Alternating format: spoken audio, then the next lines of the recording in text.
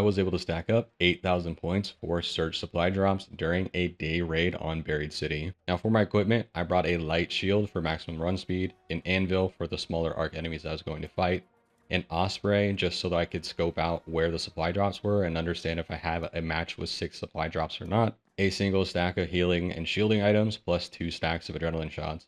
Now, once you spawn in, you want to locate the supply drops that can appear in one of 9 different locations on this map.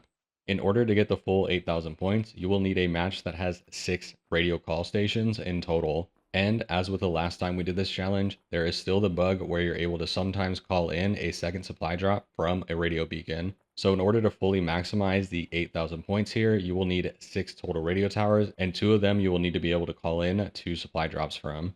Additionally, there is 1 supply drop that has been moved. The supply drop that was placed on the top of the gas station has been shifted slightly to another roof just nearby where the gas station is, and now you can interact with that beacon just fine. So the key thing that you want to do when you spawn in is try and get to a higher point on the map. You can essentially see majority of the radio towers from any high point on the map. You just need to make sure you have mostly an unobstructed view of the area. The Osprey works really great for understanding if you have a radio tower at a certain spot on the map, but do be aware that the radio towers have an LOD or level of detail pop where they will disappear at the furthest possible ranges from your view. So it is possible that you can scope with the Osprey to a location and not see a radio tower, but if you get closer to it, it will appear and you'll be able to interact with it.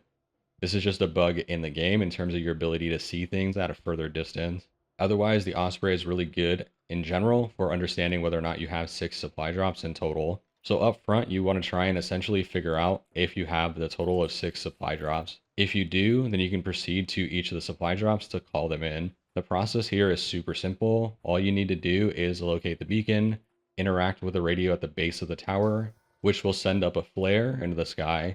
Pay attention to where the flare is, as once it settles and it explodes, that is where the supply drop is going to come in at. Once the supply drop comes in, breach and search the container, and you'll be rewarded 1,000 points for each unique container that you search. You are not awarded points for calling the supply drop in, you're awarded points for searching the container itself. You also earn points for searching a drop that somebody else has called in.